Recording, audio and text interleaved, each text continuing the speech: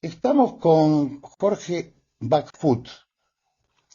Jorge Backfoot es uruguayo, reside en Estados Unidos, es arquitecto, licenciado creo que en literatura, escritor, ensayista, novelista, cuentista, bueno, un largo currículum, Jorge. Buenos días y muchas gracias por tu tiempo.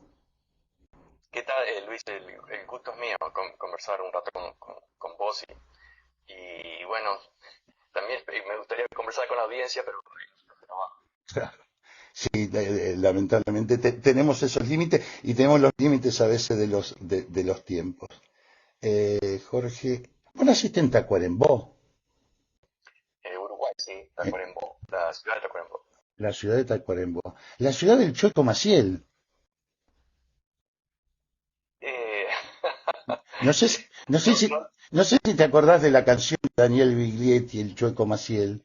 Bueno, vos sos más la joven. canción, pero no me acuerdo el personaje, me recuerdo muchísimos personajes de ahí, pero no de ese. Ah, mira vos. Sí, Bueno, no, después en privado te la voy a mandar.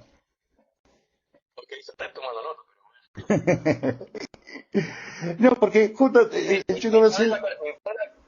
mi padre era carpintero y no sé si te acuerdas de la película con Juan José Camero, El Muerto, sobre la historia de Borges, cuento de Borges.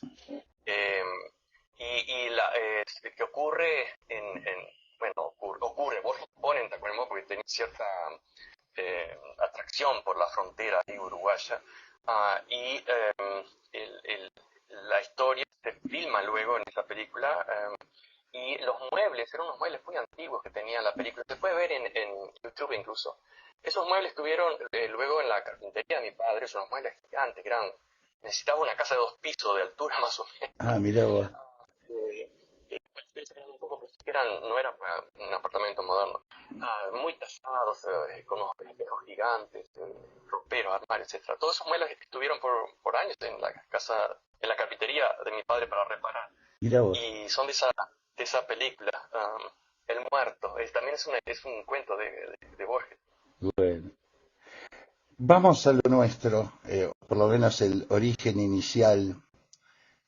Hoy creo que como nunca, producto de las redes, de todo este mecanismo, se ha roto el silencio de una masacre en curso que es la masacre que está siendo llevada adelante por el Estado sionista contra el pueblo palestino. Miles de muertos, niños, destrucción, hambruna, bueno, todo lo que seguramente conocemos. ¿Cuál es tu reflexión, tu mirada alrededor de este hecho, Jorge? Que es como, se parece como cuando hay espectáculos de fuegos artificiales, viste que en los últimos segundos se tiran todos los cohetes, hay como un clímax. Es una larga historia que Ujú. comienza antes de 1948, como bien sabe, con eh, desplazamientos de la población nativa, incluso hasta judíos fueron desplazados por los sionistas.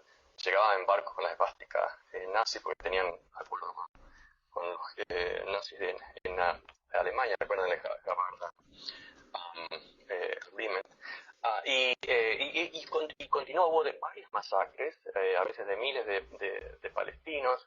No habían teléfonos celulares en esa época, la prensa estaba mucho más dominada. Incluso actualmente mucha gente se molesta de que la gente está escuchando, mirando otros medios, y eso es lo que más le está molestando, porque es más difícil de controlar.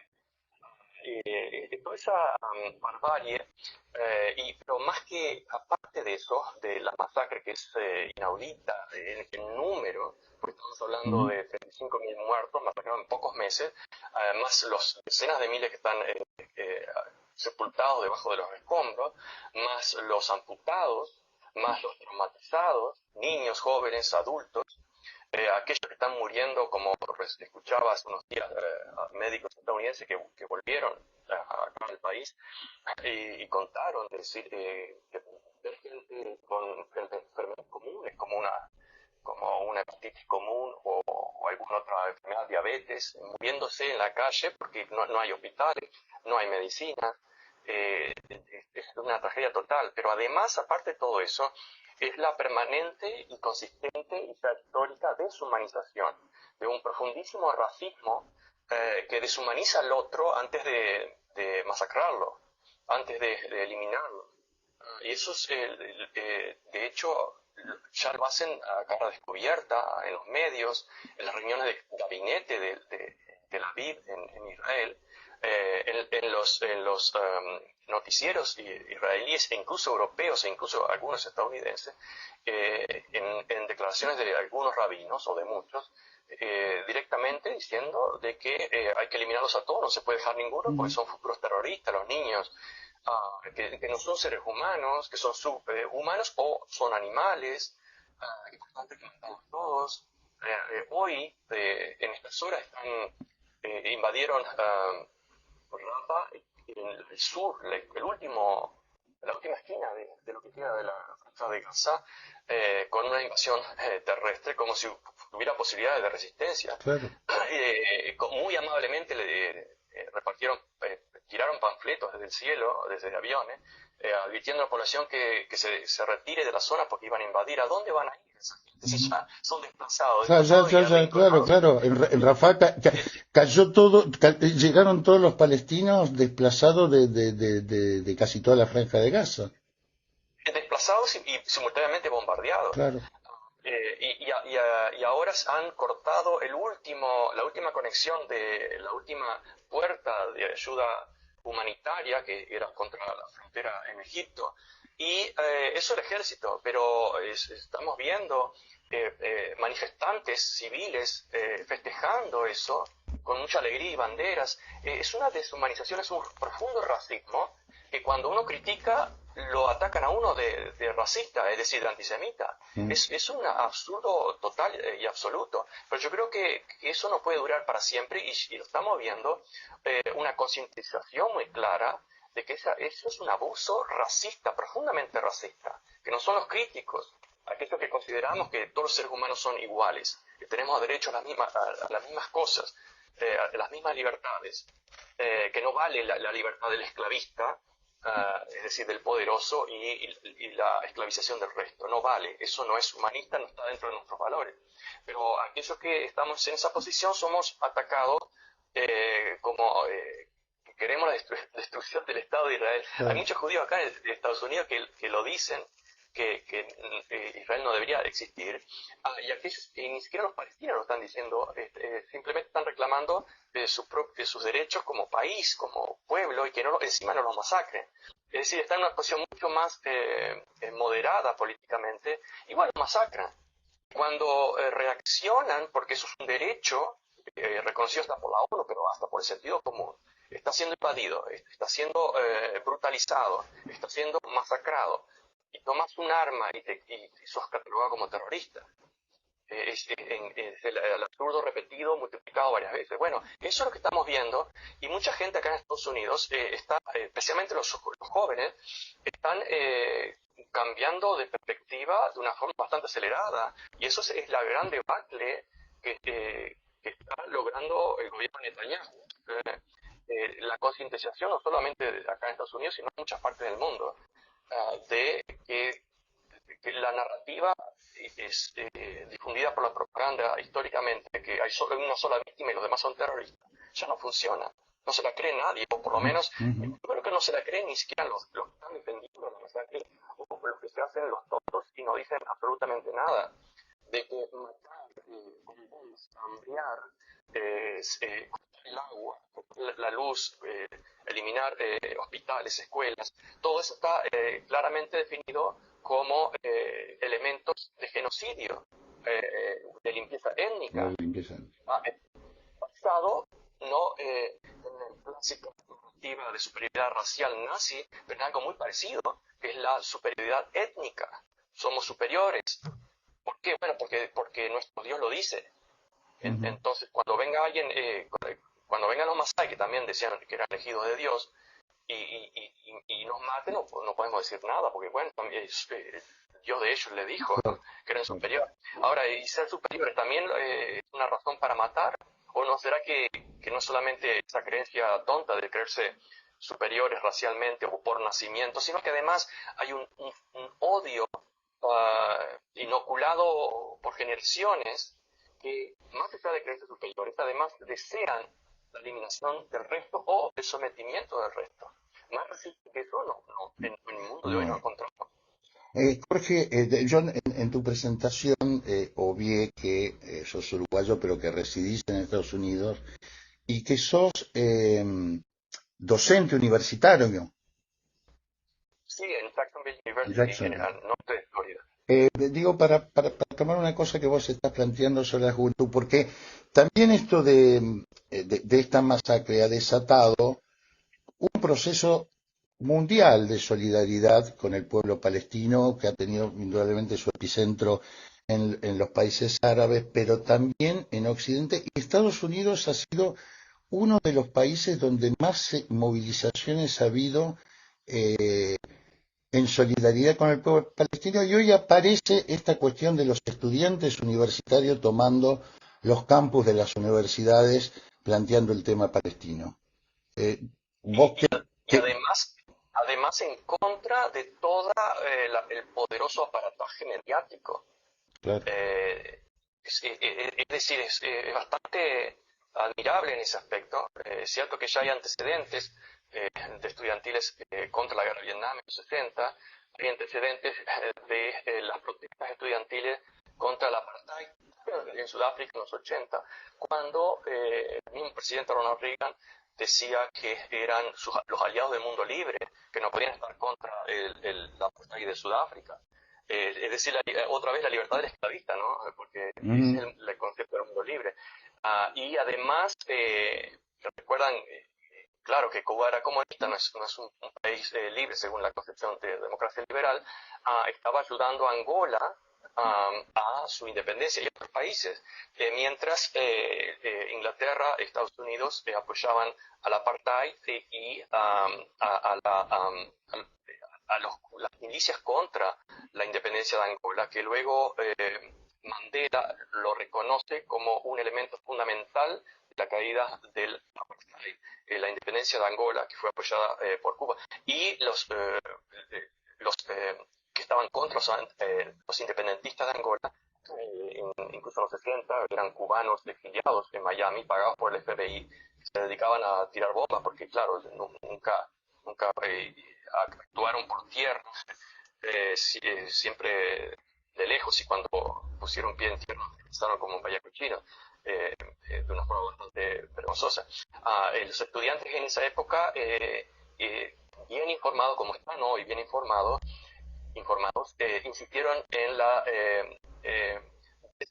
inversión de las universidades, es decir, el capital financiero de las universidades, que es en parte alimentado por lo que los estudiantes pagan, por los préstamos que toman los estudiantes a futuro. Y lograron... Claro, porque hay que aclarar que estas son universidades pagas y muy bien pagas.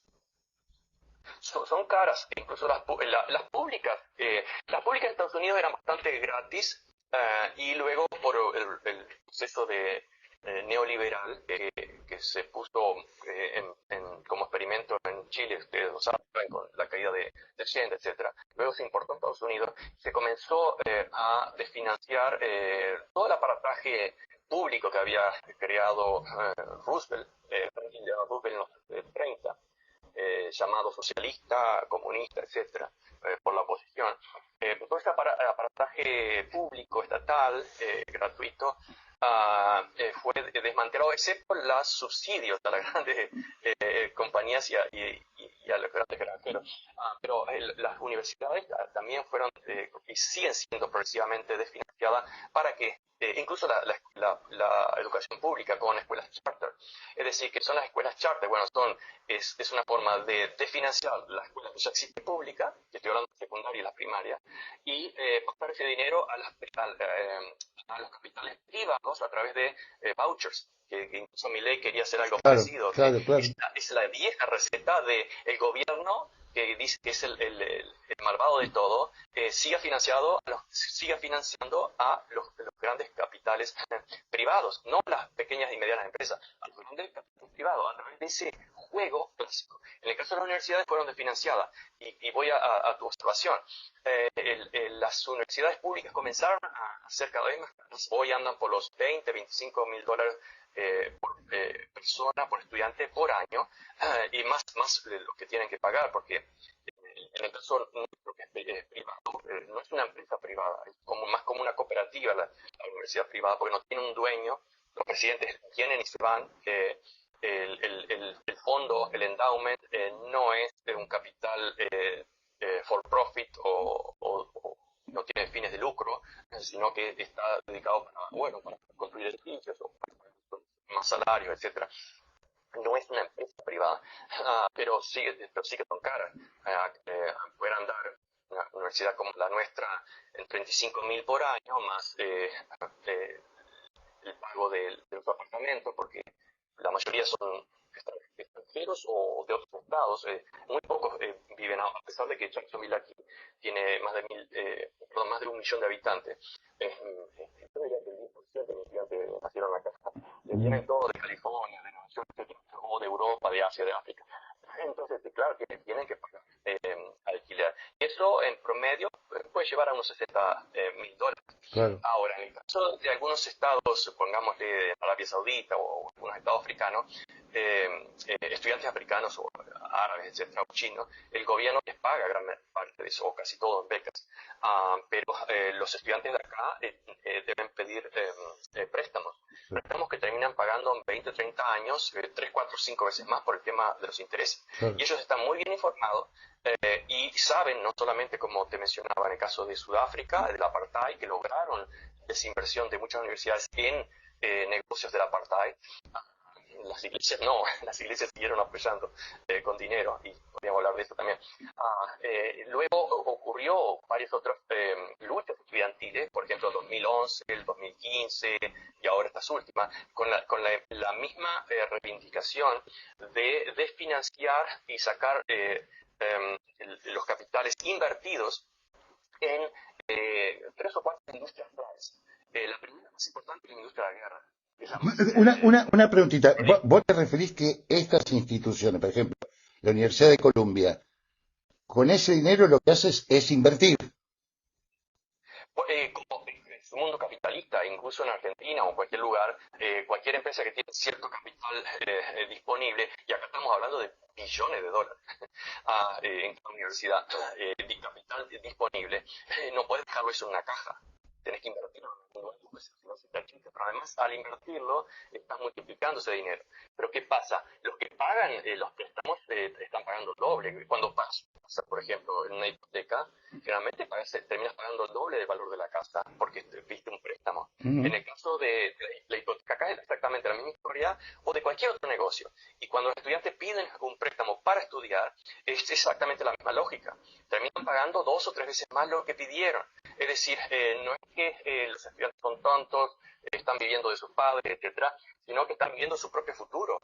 Y de ahí la gran frustración de muchas generaciones con eso de que viven trabajando, no pueden salir a protestar ni nada, porque si pierden su trabajo, pierden todo, y además están endeudados. Entonces tienen que casarse, los estudiantes no, a pesar de que ya llevamos en Estados Unidos unos 2.400 estudiantes detenidos, cuyos currículos ya están manchados para muchas empresas.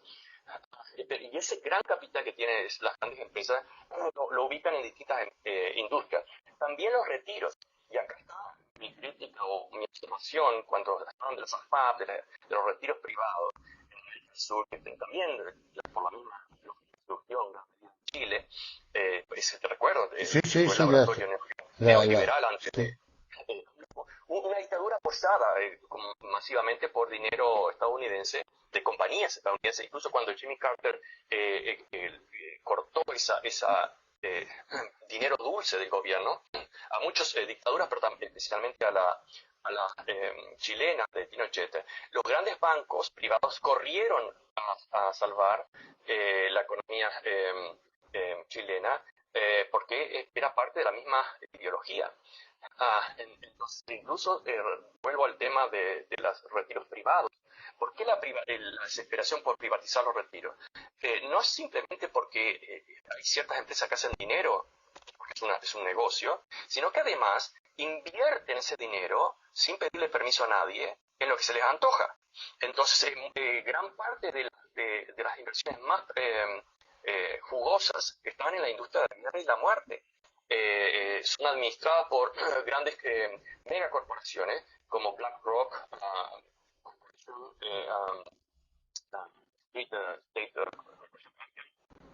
grandes en Estados Unidos. Incluso una está en Pensilvania, yo solía pasar por ahí cuando enseñaba en Lincoln University, y manejan un capital varias veces la economía de Estados Unidos, de la mayor economía en este momento del mundo. Y ellos solamente, son poquitas personas. BlackRock es prácticamente la cabeza es Larry Fink, y maneja más dinero que toda la economía de Estados Unidos. Y las deudas africanas, la deuda argentina, también están manejadas en gran medida por ellos, aparte de que compran jueces acá. Recordemos el último escándalo con la deuda argentina, que le obligaron a Argentina a pagar 4.000 millones, y hubo una red de corrupción con un juez y uno de los grandes inversores que tenía intereses ahí. Bueno, pero volviendo al tema de las inversiones, las universidades también tienen, como las AFAPs o cualquier otra empresa, un capital flotante que deben invertirlo, y generalmente lo invierten en ese tipo de industria. Entonces los estudiantes dicen, inviértanlo, pero no ahí. Primero, no en la industria de la guerra, que está en gran medida conectado con Israel, que domina parte de esa industria, y por lo tanto con las matanzas de Palestina. No lo inviertan en cárceles privadas, que es un gran negocio también. No los inviertan en las industrias contaminantes que está destruyendo el planeta. Es decir, los estudiantes están informados de más, de sobra. Y entonces, como saben lo que están haciendo, saben lo que están saben la información real y crucial, que muchos no lo tienen, son demonizados como peligrosos, revoltosos.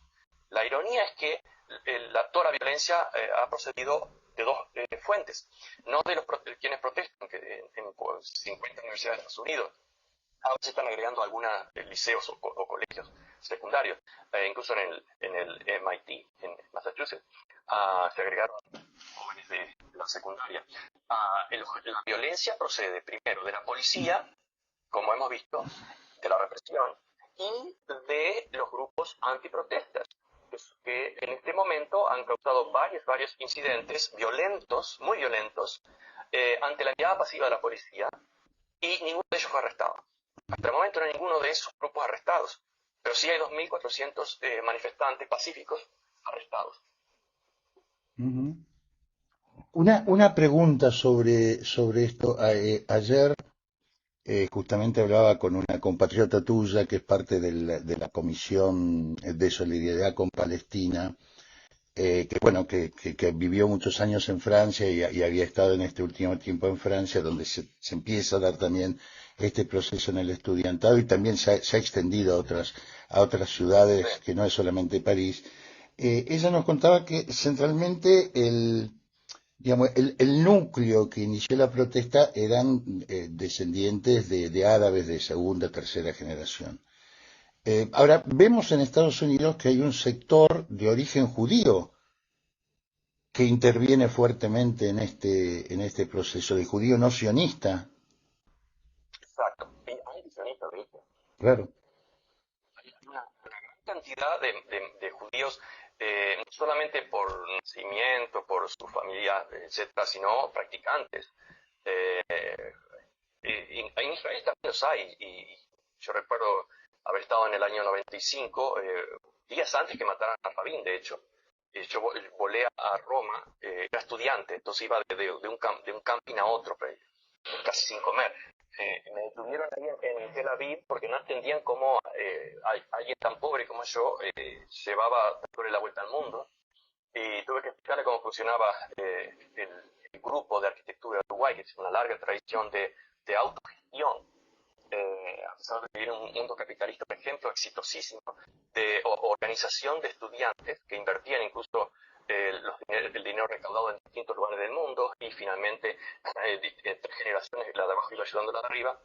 Y en este momento, en esa época creo que era el 50 aniversario de esa tradición anual. Me tuvieron en Tel Aviv varias veces, me interrogaron, etcétera, y bueno, finalmente me dejaron ir después de repasar un vuelo 2 horas.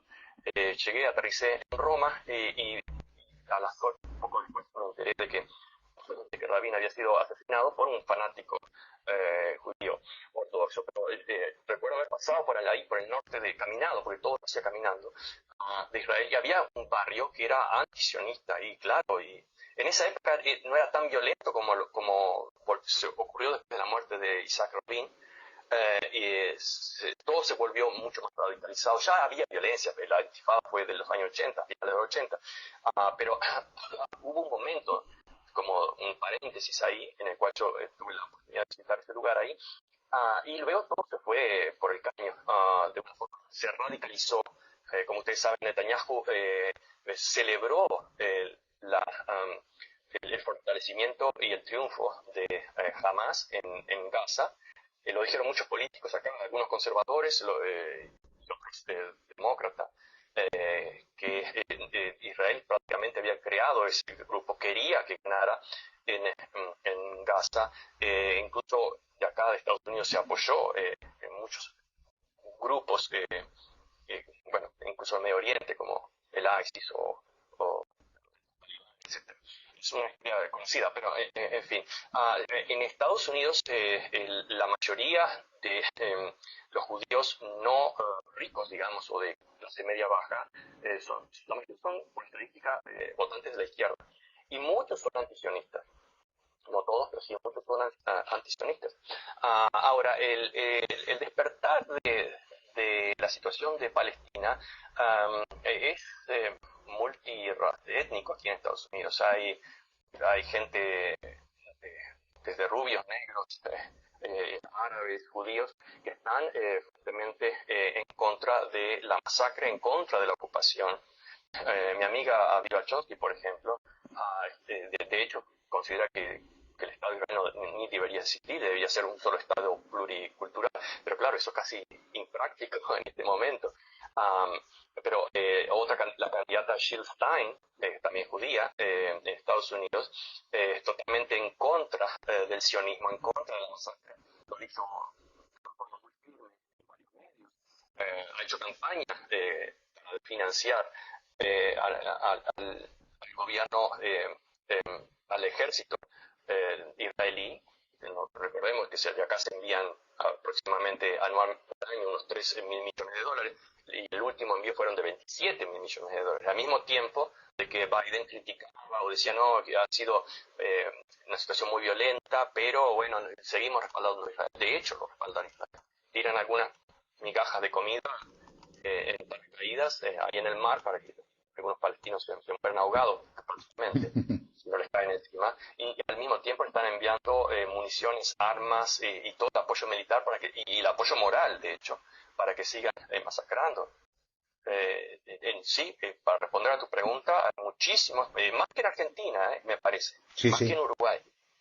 La tradición acá judía en Palestina es mucho, mucho más fuerte que en el sur. En el sur, prácticamente, bueno, recordemos que el sur todavía en muchos aspectos son colonias y la han recolonizado con las deudas.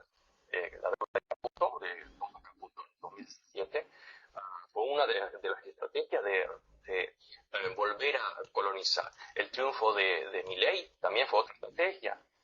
Y antes que ganara Milei, lo publicamos varias veces en página 12, cuidado, a pesar de que yo en cierto momento tuve cierta esperanza de que no ganara, pero bueno, la advertí que cuidado, esto ha ocurrido antes. Los mercenarios que se dedican a eso de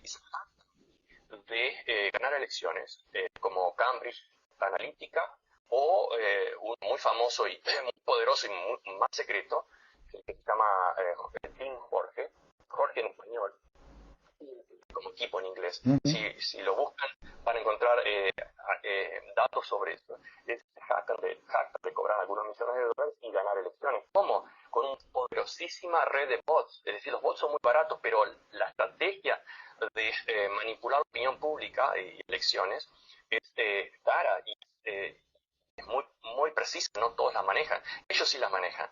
Y eso ocurrió, se vio en muchos países y se estaba viendo claramente en el caso de las elecciones argentinas. Eso lo repetí no solo en Twitter, en muchos lados, sino directamente en 2 o 3 o 4 artículos publicados, 2 al menos de ellos en página 12, que cuando Milei y Macri decían que las elecciones podían ser fraguadas en su proceso, fue una copia del discurso de acá de Trump, De Trump. una copia absoluta, así como el asalto de Plan Alto en Brasil fue una copia del asalto del Congreso. Entonces, dos son copias, entonces el que no ve patrones es porque está ciego.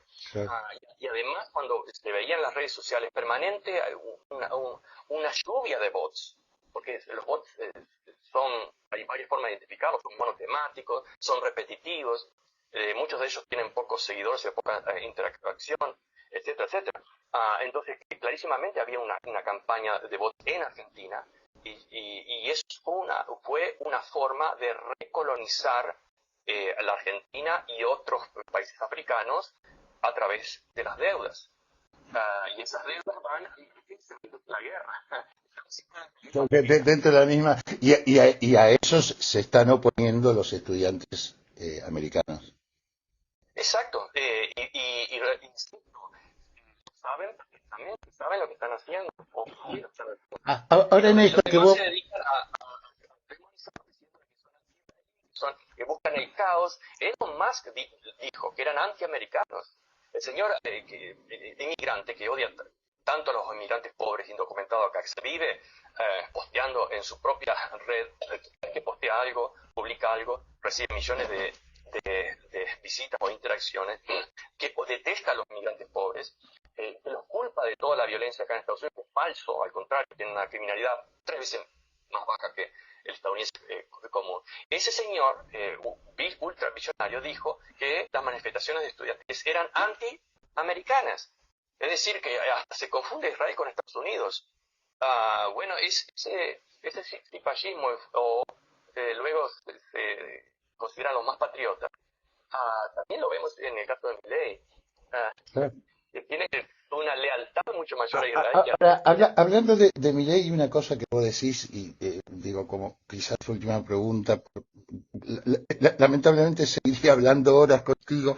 eh, Esto también plantea que frente a este proceso parece no haber grieta entre los republicanos y los demócratas. No, es un partido solo, siempre, pero además están todos comprados por el gran capital. No pueden ser senadores, no pueden ser presidentes si no son leales a ese gran capital que dependen de ellos. Y lo vemos incluso hasta en el simple discurso. No hay cero diferencia. Hay cero diferencia en la posición internacional y sobre todo en la posición palestino-israelí entre Biden y Trump. No hay ninguna diferencia. Entonces, los votantes, primero, no hay un tercer partido, que es lo más urgente, que debería haber un fuerte tercer partido divorciado de los grandes capitales. Pero sin grandes capitales no hay posibilidad de llegar a la Casa Blanca o de tener muchos senadores, que es fundamental. Entonces, es elegir entre malo y peor. Yo siempre he insistido que, bueno, estamos en esta situación y hay que elegir entre el menos malo. Pero en este momento, yo no voy a elegir entre el menos malo. No, simplemente no voy a votar por ninguno, ni por Trump ni por Biden, si es que finalmente los dos llegan a la presidencia. Si no llegan ellos, llegará alguien muy parecido. Lo reemplazarán. Si puedo, votaré por alguno irrelevante, Cornel West o Jill Stein o alguno de esos, pero con posibilidad cero de una gran influencia política. Ahora, el movimiento estudiantil está teniendo resultados concretos. Varias universidades han decidido negociar con ellos y han acordado mover sus inversiones, sacar sus inversiones de esas industrias que los estudiantes estaban reclamando. La industria de la guerra, es una ironía decir que es una industria, pero bueno, el complejo militar, el negocio de la muerte. como quieras llamarle. Entonces son logros muy concretos. No es simplemente gritar, no, están logrando eso y la prensa no lo está mencionando. Pero así como lograron en el pasado, en el 2015, en el 2011, en 1985, en el caso del apartheid de Sudáfrica, lograron concretamente lo que llaman divestment, o no es de financiación, es desinversión de esos sectores. Bueno, el segundo gran logro es un remoto de concientización que está teniendo un fuerte efecto en la juventud, y lo estamos viendo en las encuestas. La juventud tiene una posición claramente pro-palestina, cuando los baby boomers o los mayores de 55 o 60 años abrumadoramente son pro-israelíes. Es decir, estamos hablando de las causas, ¿no? La causa Sí. de la libertad de Palestina, de la humanización de los palestinos, o lo contrario. Bueno, hay un quiebre generacional muy claro ahí. Ujú. Bueno, te agradezco infinitamente, Jorge. Ha sido un honor tenerte en el programa y seguramente en algún momento abusaremos eh, de tu tiempo nuevamente para seguir esta historia y bueno, y seguir apostando por una Palestina libre desde el Jordán hasta el Mediterráneo. Claro que sí, Luis, el gusto y el honor es mío. Mi única limitación es el tiempo, Sí, pero sí que me siento obligado a contribuir con, aunque sea un pequeño granito de arena, que cada uno sabe qué es lo que puede hacer. Bueno, si hay algo que podemos hacer, sería inmoral no hacerlo. claro. Te agradezco muchísimo, Jorge.